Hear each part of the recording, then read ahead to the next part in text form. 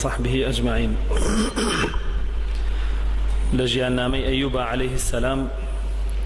قشتينا أو جيجي كخواي پروردگار هموشتيكي لي أسانيتو تاقي أكاتو بزاني صبر أقريانا صبر قرتن لهمو دين كان أجريكي زور قوري هبوا وصبر كردن بۆ هەموو پێغەمبەرێکیش واجب بووە و بۆ هەموو شوێنکەوتەیەکی پێغەمبەرانیش واجبە و زۆرترین سەبر لەلایەن پێغەمبەرانەوە گیراوە. پێغەمبەری خوا عەلەیهی الصەلاة وەسەلام فەرمێ ئەشەد الناس بەلاء الأنبیاء، ئەفەرمێ ئەوانەی کە زۆرترین بەڵایان تووشە بێ و تونترین بەڵاکانیشیان تووشە بێ پێغەمبەرانن. پاشان فرمێت ثم الصالحون، لدوای پێغەمبەرانەوە ئەوانەی زۆرترین بەڵاکانیان تووشە بێ پیاوچاکانن، عادەتەن پیاوچاکان شوێنکەوتەی پێغەمبەرانن. پاشان فەرمێ ثم الأمثل فالأمثل، دواتر ئەوانەی زۆرترین سەبری زۆرترین ئازار و ناڕەحەتی و تونترین ئازار و ناڕەحەتیان تووشە بێ پلەبەندیە تا صالحیەکەی زیاتر بێ زیاتری تووشە بێ تا کەمتر بێ کەمتری تووشە بێ. باشان پیغمبر صلى الله عليه وسلم فرمي يبتلى المرء على قدر دينه، فرمي تر إنسان كان بقدر دين كان تاقي كرينو. فرمي فإن كان في دينه صلابة شدد عليه البلاء، فرمي قربيت لدينك تنو طولبه ببيتن دو طولي دينك بلاكي تنتر أبي لسري كواتا هركسك بەڵای زۆر توندی توش ئەبێ لە ناو مسلمانانە ئەوە بەپێی ئیمانەکەی و بەپێی دینەکەیەتی، هەتا وەکو دین و ئیمانەکەی زیاتر بێ و تونتر دینەکەی گرتە بێ و باشتر جێبەجێ بکە، بەڵاو موسیبەتەکانی سەری زیاترەکەن. ئێمەش دەزانین پێغەمبەران لە هەموو کەسێک تونتر و لە هەموو کەسێک زیاتر ئیمانیان هەیە، بۆیە بەڵای ئەوان لەی هەموو کەسێ تونترە و ناڕەحەتیەکانی ئەوان لەهی هەموو کەسێ تونترە، بۆیە ئەجر و پاداشتی سەبری ئەوانیش لەی هەموو کەسێ زیاترە و دواتریش پلەبەندیە بۆ خەڵکەکان. لە فەرمودەیەکی ترا پێغەمبەری خوا عەلەیهی الصەلاة وەسەلام فەرمێ من يرد الله به خيرا يصب منه، فەرمێ هەر کەسێک خوای پەروەردگار بیەوێ پاکی کاتەوە لە گوناه تووشی خەیری کە تووشی بەڵای ئەکا، بەڵای بەسەرا هێنێ. لە فەرمودەیەکی ترا فەرمێ المؤمن بەلەوی، ئینسانی ئیماندار بێ بەڵا نابێ، بەڵای زۆرە بێ، لە دنیاە بەڵای زۆری بەسەرا دێ، بەس لە قیامەتا بێ بەڵا بێ. لە فەرمودەیەکی ترا فەرمێ إن عظم الجزاء مع عظم البلاء،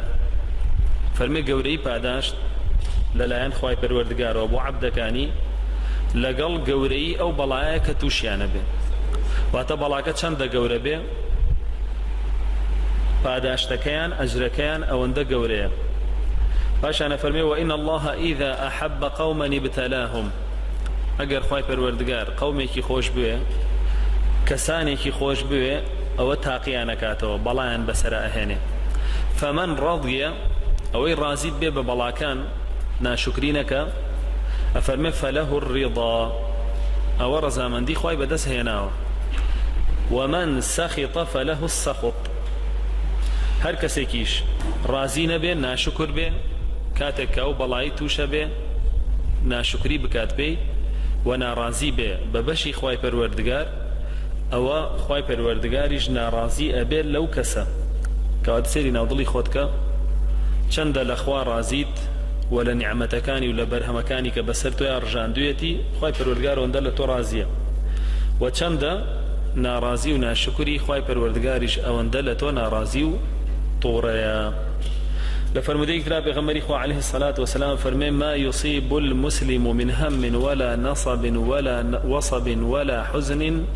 ولا أذى ولا غم حتى الشوكة يشاكها إلا كفر الله به عن خطاياه. أفرمي هر إنسانك إيماندار ما يصيب من مسلم، ئەوەی کە تووشی ئینسانی مسلمانە بێ، ئیتر خەمە، خەفەتە، ناڕەحەت بوونە، بێزاریە، تندبونی ژیانە لەسەری ئازارە کە تووشیە بێ ئیتر ئەگەر بێت و بەهۆی دڕکێکیشەوە بێ کە بچێ بە پێیە ئەفەرمێت تەنانەتی ئەو دڕکەش خوای پەروەردگار ئەیکاتە هۆی سەڕینەوەی تاوانەکانی کەواتە تا بەڵاکەت گەورەتر بێت تاوانی گەورەتر لێ سڕێتەوە تاوەکو بچووکتریش بێت تاوانی بچووکترت لێ ئەسڕێتەوە ولا فرمودي ترى بغمر صلى الله عليه وسلم فرمي ما يزال البلاء بالمؤمن والمؤمنة في نفسه وولده وماله حتى يلقى الله وليست به خطيئة فرمي إنساني مسلمان بردوان بلاي توشبه بو خوي بو خيزاني بو مالو منالي بو كسكاري ئەم بەڵایانە پاکیەکەنەوە لە گوناه هەتاوە کۆچێتەوە بەردەمی خوای پەروەردگار و یەک گوناهی پێوە نییە یەک تاوانی پێوە نەماوە یعنی خوای پەروەردگار هەمووی لێدا ماڵی و هەمووی لێ وەرانوە وە لە فەرمودەیەکی ترا فەرمێ إن الرجل لا يكون له منزلة عند الله فما يبلغها بالعمل فەرمێ پیاوی وا هەیە پێگە و پلەپایەکی زۆر بەرزی هەیە لای خوای پەروەردگار بەکردەوەش بەدەستی نەهێنەوە یعنی بە شەو نوێژ و بە ڕۆژووی سنەت و بە ماڵبەخشینی زۆر و بە قورئان خوێندنی زۆر و بە قورئان لەبەرکردن و بۆ شتانە بەدەستی نەهێناوە ئەم پلەپایە ئەی بەچی بەدەستی هێناوە فما يزال الله يبتليه بما يكره حتى يبلغه إياها خوای پەروەردگار تاقی ئەکاتەوە تووشی ناڕەحەتی ئەکا ئەو ناڕەحەتیانەی کە خۆی پێی خۆش نییە تووشی بێ و ئینسانە ئەفەرمێ خوای پەروەردگار هەر تووشیەکە هەتا وەکو ئەم ئینسانە وای لێ دێ ئەو مەرتەبەیە بەدەستهێنێ کە بە عەمەل خەڵکانێک پێی نەگەشتوون ئەیوب عەلەیهی السەلام بۆ شێوە تووشی بەڵا بوو سببی توشبوونی ئەیوب عەلەیهی السەلام بە بەڵاکان نەزانراوە یعنی هیچ عالمێک نەهاتووە بڵێ بەهۆی ئەوە تووشی بووە فەرمودەیەک نەهاتووە و هیچ ئاەتێکیش ئاماژەی پێ نایەوە بڵێ ئەیوب عەلەیهی السەلام ئەو تاوانەی کردو بەهۆی ئەو تاوانەوە تووشی بووە یان ئەیوب تووشی بووە بەهۆی ئەو هۆکارەوە هیچ نەهاتووە پێغەمبەری خوا عەلەیهی السەڵات وەسەلام لە فەرمودەیەکە فەرمێ إن نبي الله أيوب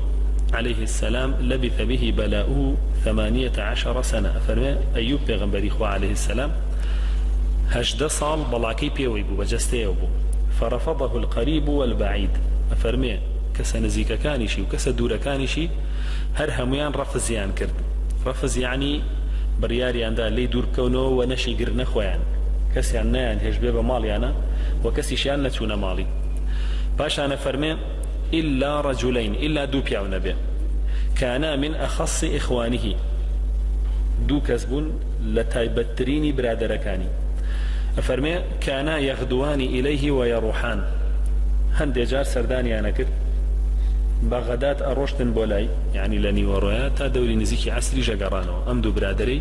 هاتوچۆیانە کرد ئەفەرمێ فقال أحدهما لصاحبه تعلم والله لقد أذنب أيوب ذنبا ما أذنبه أحد من العالمين یەکێک لەو برادەرانی بە برادەرەکەی تری خۆی وت ئەزانی باش تێکت پێ بڵێم سوێن بەخوا ئەیوب تاوانێکی کردووە زۆر گەورەیە هیچ کەسێک لە پێش ئەو لە دوای ئەو لە جیهانە تاوانی وای نەکردو بۆیە خوای پەروەردگار تووشی ئەم هەموو بەڵایی کردووە هاوڵەکەشی پێ فەرمێ وەما ذاک ئەوە چییە ئەو تاوانە چییە تووشی بووە و تۆ چۆن تاوانباریەکەی بە تاوانێک کە تووشی بووە قال قد أصابه 18 سنة ولم يرحمه الله وتی ئەوە 18 ساڵە ئەتلێتەوە لەناو ئازار و بەڵاو ناڕەحەتیە خوا ڕەحمی پێ نەکردو خوش بۆیە ڕەحمی پێ ناکە لەبەرەوەی تاوانێکی ئەنجام داوە یعنی بە ئیستینباتی عەقڵی خۆی وتی مادام فڵانە کەس خوا ڕەحمی پێ ناکە بەڵاو مصیبەتی توش بووە ئەوە بەڵگەیەوەیە کە تاوانێکی زۆر گەورەی ئەنجام ماوە ئێمەش لەو کاتەوە حەدیث ئەڵێن ئینسانی ئیماندار بەقەر ئیمانەکەی بەڵای تووشە بێ یعنی ئەسڵەن سەبەبی توشبوونی بەڵا بۆ ئینسانی مسڵمان سببی بەهێزی ئیمانیەتی و کەفارەتیشە بۆ گوناهی و پاکەرەوەیەتی نەوەک سببی گوناه و تاوان بێ پاشانە فەرمێ فلما رأى حاله لم يصبر الرجل حتى ذكر ذلك له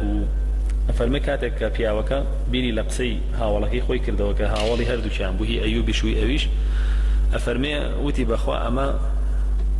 عقل ريبي أدا جابا بروم لأيوب ببرسم بلام تو چیت کردووە و خوای پەروەردگار تووشی ئەم بەڵایی کردووی ئەفەرمێ فقال له أيوب لا أدري ما تقول أيوب فەرمووی نازانم تۆ باسی چیەکەن ئێوە باسی چیەکەن ئەو دوانەتە من گوناهێکم کردووە بەهۆی ئەو گوناهەوە خوا سزاییاوم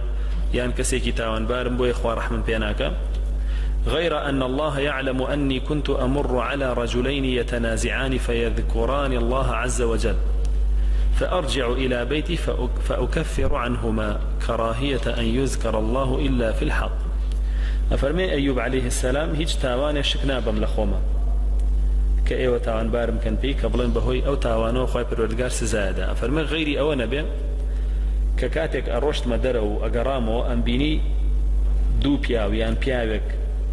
سوين أخون بو يكتري بناهق لمعاملايا يان خوا أكن بشاهد بسر يكتري وبناهق يان خوا أكن بوكيل بناهق أفرمي كاتك أهات مومالو پێم ناخۆش بوو خوا بەناهەق باس کرێت پێم ناخۆش بوو ناوی خوا بهێنرێ و بەکار بهێنرێ بۆ شتی ناهەق بۆیە ئەچووم کەفارەتی سوێنەکانیان مەدا و کەفارەتی ئەو تاوانانەیان مەدا کە یادی خوایان کرد بوو بەناهەق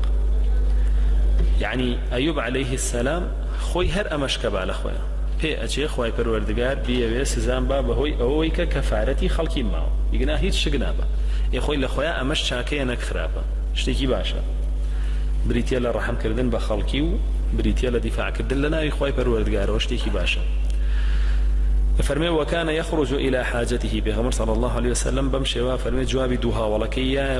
وحالي أيوب بمشي وبو همو جاري خيزانكي أي برد بو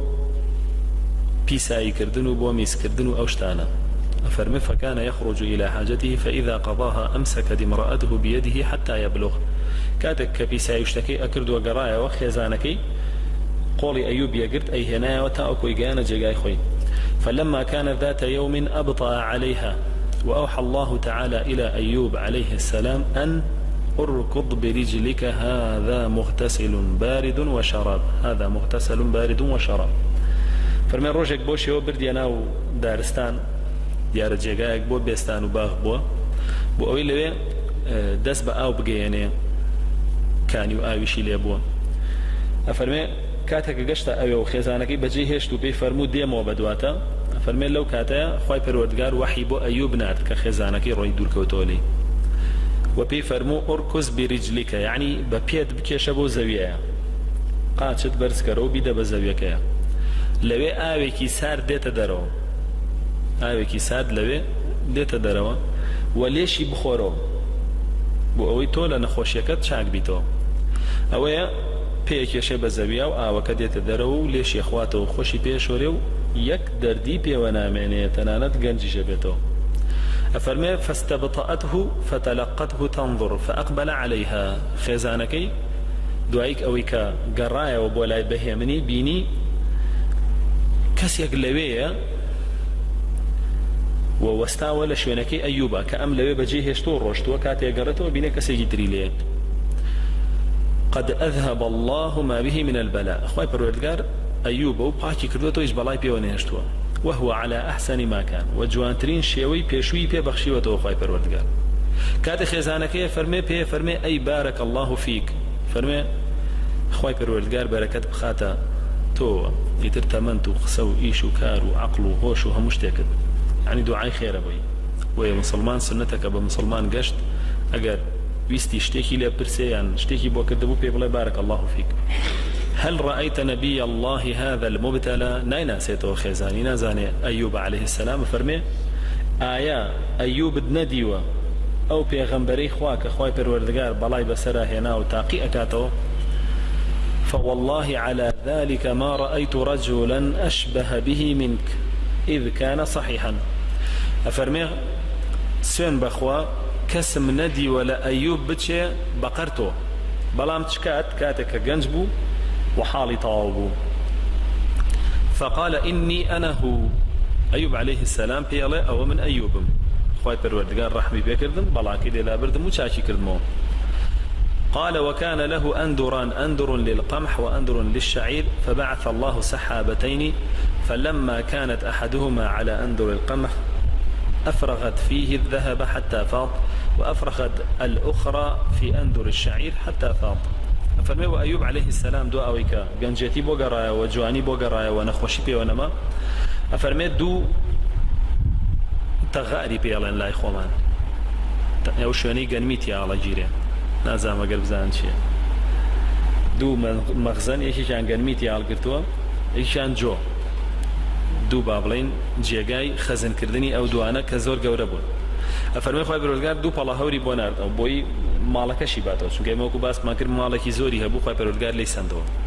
أفرمي دو پالا هوري بونارد يكي كان بوسر مخزني قنمكي ويكي كان بوسر أو جيغاي كجوكي ليبو أفرمي يكي كاني پركر لآلتون بوي يكي كاني پركر لزيو بوي دا باري بسريا يكي كان آلتوني باران دا باري بسريا يتريشا يكي كان زيوي باران بوش يو هردو كان أفرمي زيو آلتون بسريا نارجا بوش يو خواهي برولگار كلا سنة پیغمبر صلى الله عليه وسلم باسي أكا نعمتكاني خوي بسر أيوب أرجينتو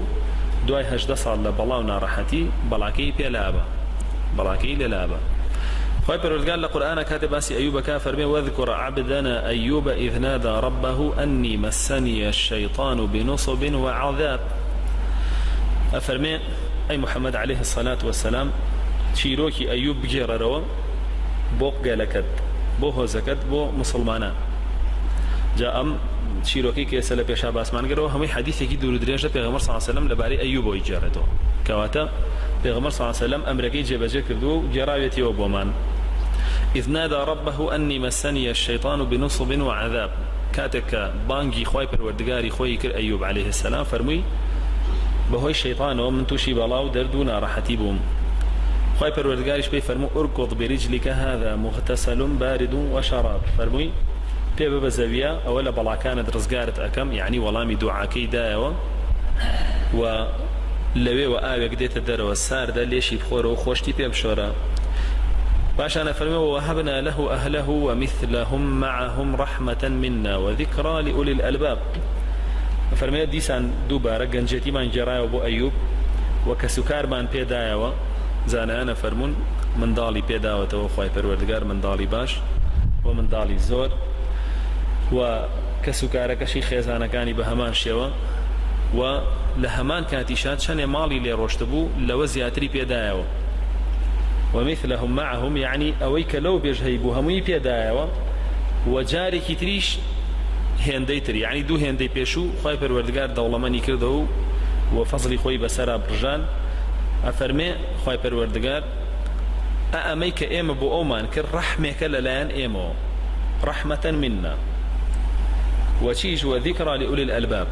تاوكو خاون عقلكان وخاون هوشكانيش بندي لي ورقرن بزانا كاتك بلايان توشبه قربيتو شاول أيوب كان عليه السلام صبري لسر بقرن ودعاب كان خواهي پروردگار لاي باليان ورزقاري أمكالي آوا بو أواني شكين آوا بو أواني شكين بس عقلي أن هبه ناشكرينكن وخسينا بجينكن برانبر با عطاء إخوة يعني برانبر با إمساك إخوة قرت بيتي ويان بيدابن وخذ بيدك ضغطا فاضرب به ولا تحنث إنا وجدناه صابرا نعم العبد إنه أواب أيوب عليه السلام سوين دق أخوال خيزاني كصد داري ليدا لسر كاريك أيوب بدلي نبوة عليه السلام خيزاني أنجامي داو بووي خيزاني لبروي زور باش بولا قال أيوب توشي أو سزانا بيصدر بخوا خواي پروردگار أمري بيكا شبكيك شولي باريك بينك صدانا بن بيك شبه خيزانك يكجار أو كوا هر صدانك إلي دابن أما رحمك بو خيزاني أيوب كخواي پروردگار بيكاو ماندوبوني لقلو بيغمري خوايا لبرشاو قريب وخواي پروردگار باشان لسورة انبياء حديثا باسكا فرمي وأيوب إذ نادى ربه أني مسني الضر وأنت أرحم الراحمين فرمي أي پروردگار منا راحت آزارم توش بو بلاو دردم بيوية أما دعاك أيوب عليه السلام توش لهموك سيبا رحم تريبو جا رحمن بيبكا فاستجبنا له فكشفنا ما به من ضر خواهي پروردگار فرمي والله من دايو هیچ ئازار و ناڕەحەتێکمان پێوە نەهێش وآتيناه أهله ومثلهم معهم رحمة من عندنا وذكرى للعابدين ئەفەرمێوە کەس و کارەکەی و ماڵ و سەرۆت و سامانەکەیمان پێدایەوە و هێندەی تریش زیایە بەسەریەوە وەکو ڕەحم و سۆزێک کە پێمان کرد و بۆی بیرخەرەوە بێ بۆ ئەو کەسانەشی کە عەبدایەتی بۆ خواکەن کە ئەگەر بێت و ئەوانیش سەبر بگرن لەسەر بەڵاکانیان خوای پەروەردگار ڕەحمیان پێکە و لەوەی خۆیان پێشتر لە دەستیان ناوە باشتریان پێ بەخشێن ئەو کەسانەی تووشی بەڵا ئەبن چوار کەسن یعنی چوار جۆر ئینسان تووشی بەڵا بن کەسانێکیان کاتێک کە بەڵایان بەسەرا دا ئەبەزێ ڕاستەوخۆ گومانی خراپ بەخوا بن و ناشکریەکەن گومانی خراپ بەخوا بن و ناشکریەکەن و ئەڕۆن شکایەتی حاڵی خۆیان ئەبن بۆ لای خەڵکی تر کاتێک کە تووشی ناڕەحەتی و بەڵا بن شکایەتی حاڵی خۆیان ئەبن بۆ لای خەڵکی تر وەکو ئەیوب ناکەن شکایەتەکەیان لە دڵی خۆیان نابێ و هەر لەگەڵ خوای پەروەردگار بیکەن ئەگەر ناچار بوون ئەمانە قەومێکن بەڵگەیەوەیە کەسانێکن بەڵگەیەوەیە کە ئیمانیان لاوازە ئیتر تاوەکو ناشکریەکەیان زۆر بێ و شکات حاڵیەکەیان بۆ لای خەڵکی زیاتر بێ ئیمانیان کەمترە تاوای لێ هیچ شیتیان نامێنێ هەست بە بوونی خوا ناکەن هەست بە بوونی خەڵکیەکەن قەومێکی تر کاتێک کە تووشی ناڕەحەتیەکە بن و کاتێک کە تووشی بەڵایەکە بن شکاتی حاڵی خۆیان لە خەڵکانێکی ترە بن بۆ لای خەڵکانێکی تر یعنی بۆ نمونە خەڵکێک زەرەری لە پێگەێنێ ئەم ئەچێ لە بریەوەی لای خوا شکاتی لێ بکە و داوا بکە خوای پەروەردگار تۆڵەی لێسێنێتەوە نەخێر وازانێ خەڵکێک هەیە ئەوە توانێ حەقەکەی بۆ وەرگرێتەوە یان بەڵاو موسیبەتەکانی ئەو شەخصەی بەسەریا هێناوە لەسەری لایبا بۆ شکاتی حاڵی خۆی بۆ لای ئەوانە باو خوای بیرەچێتەوە ئەمانەش قەومێکی جاهیلن ئاگاداریان لە خوای پەروەردگار نییە کە دیفاع لە ئیماندارانەکات چونکە خوای پەروەردگارە فەرمێ إن الله يدافع عن الذين آمنوا الله دیفاع لە ئیماندارانەکە جا بۆیە داوا بکەن لەو دیفاعتان لێ بکە ئەنجا ئەگەر هاتوو کەسانێک هەبوو دیفاعی لێ بکردن ئەویش هەر بەهی خوای بزانن بڵێن خوای پەروەردگار ئەوی ناردووە کەسانێکی کە هەن کاتێک کە بەڵایان تووشە بێ کە ئەمە جۆرە کەسانی سێمن ڕاستەوخۆ هانا بۆ لای خوای پەروەردگارە بن ئەگەر یەکێ زوڵمیان لێ بکە لەخوا پاڕێنەوە تۆڵەی لێسێنێتەوە ئەگەر یەکێ ناڕەحەتیان بکە لەخوا پاڕێنەوە تۆڵەی لێسێنێتەوە ئەگەر خۆیان بەڵایەکیان توش بێ داواکەن لە خوای پەروەردگارە و بەڵایان لەسەر هەڵگرێ ئەمەش هیچ کێشەیتیان نییە ئەمە زۆربەی مسلمانان ئەمە حاڵیانە ئەمە شتێکی زۆر باشە و کەسانێکی تر هەن کاتێک کە بەڵاو موسیبەتیان تووشە بێ بە بەڵاو موسیبەتی نازانن کاتێک کە بەڵاو ناڕەحەتیان تووشە بێ بە بەڵاو موسیبەتی نازانن بە دیاری خوایزان وەکو ئەیوب عەلەیه السەلام 18 ساڵ پێوەی بوو بە دیاری خوای زانی حتا ئەڵێن ئەو تاوانەی کە خێزانەکەی ئەیوب ئەنجامییا و ئەیوب سوێندی خواردە و توێتی 100 دارت لێدەم لەسەری بریتی بۆ لەوەی کە خێزانەکەی پێ فەرمێ ئەی ئەیوب عەلەیه السەلام بۆ داوا لە خوا ناکەی شیفات بدات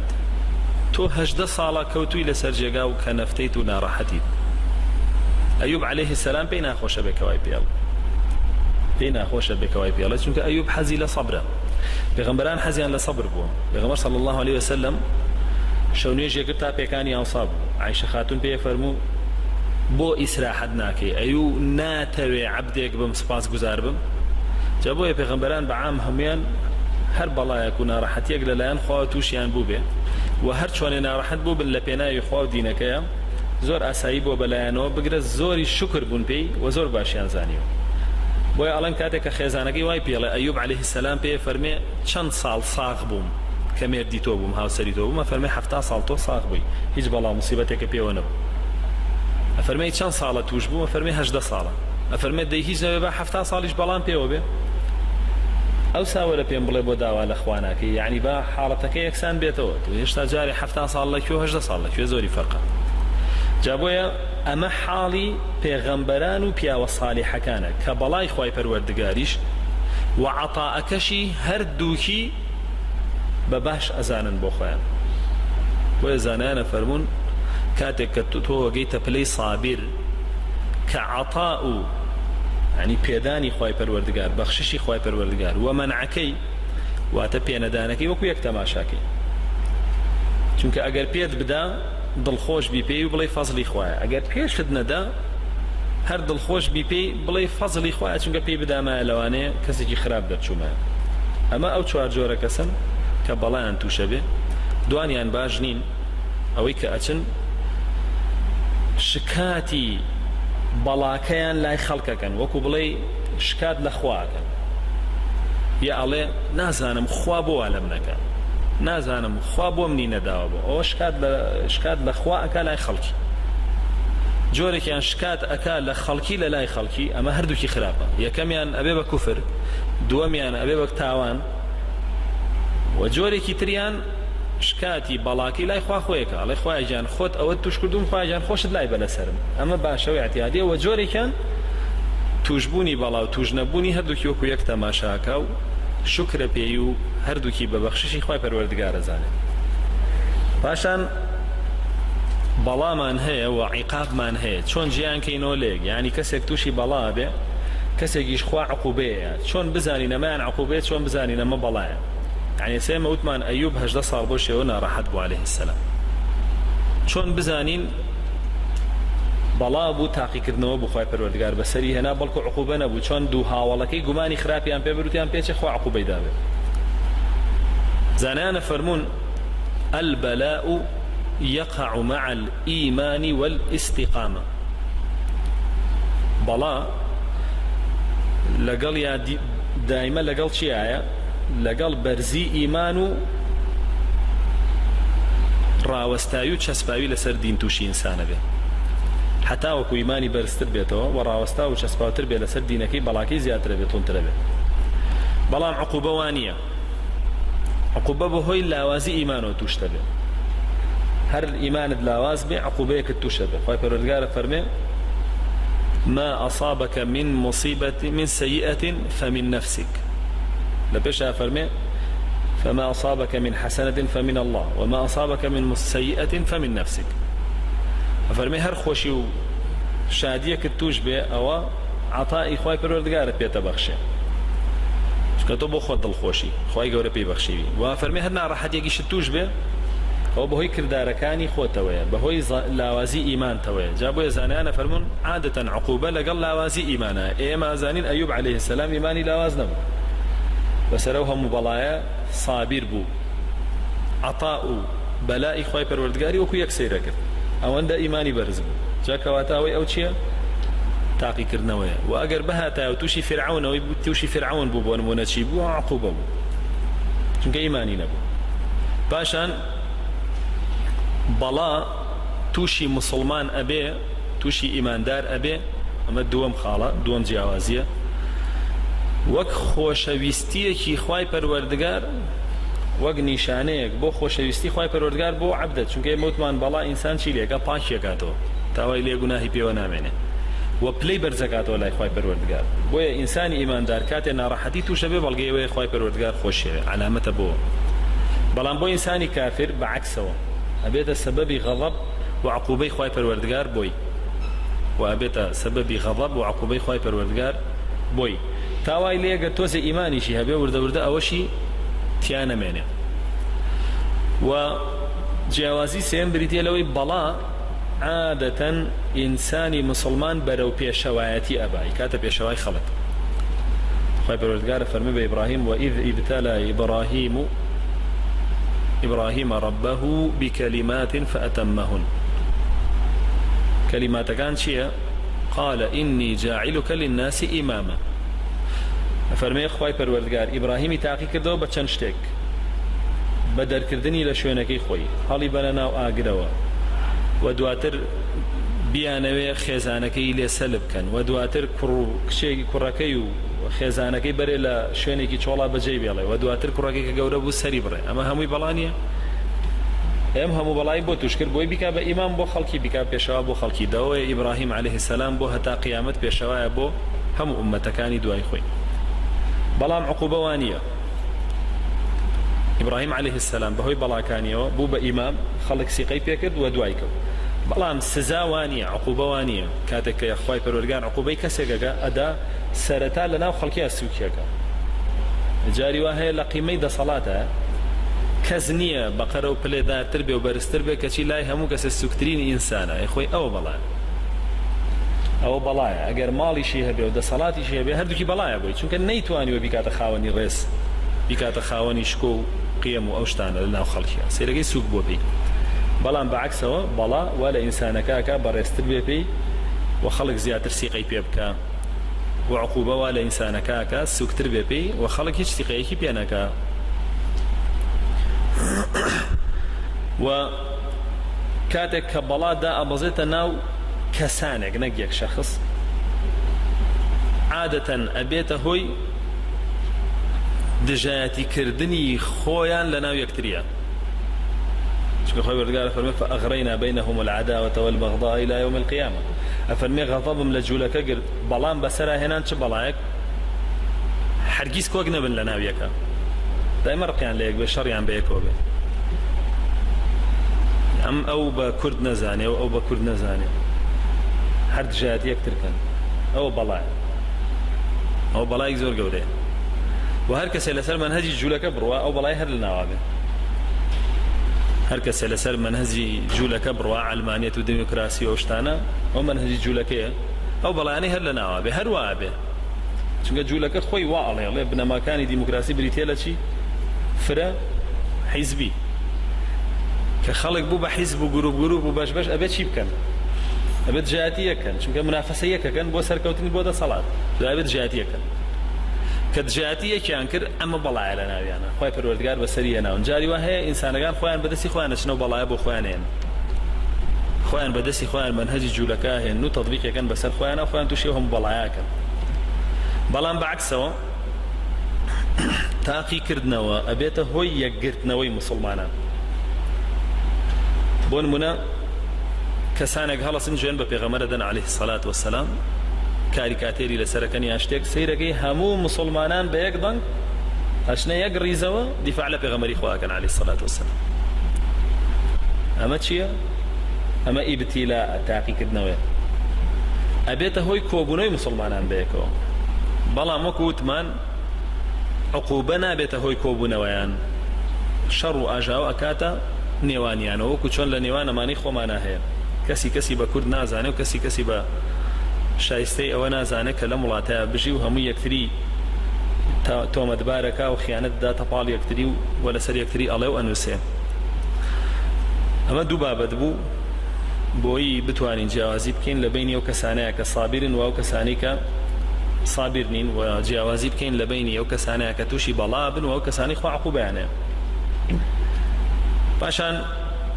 کۆمەڵێک بابەت ماوەتەوە لە ژیاننامەی ئەیوب عەلەیهی السەلام ئینشاءڵڵا لەو تارەکان و دەرسەکانی ترا باسیەکەین. خوای پەروەردگار تەوفیقمان بدات. ربنا آتنا في الدنيا حسنة وفي الآخرة حسنة وقنا عذاب النار. آمين. سبحانك اللهم وبحمدك.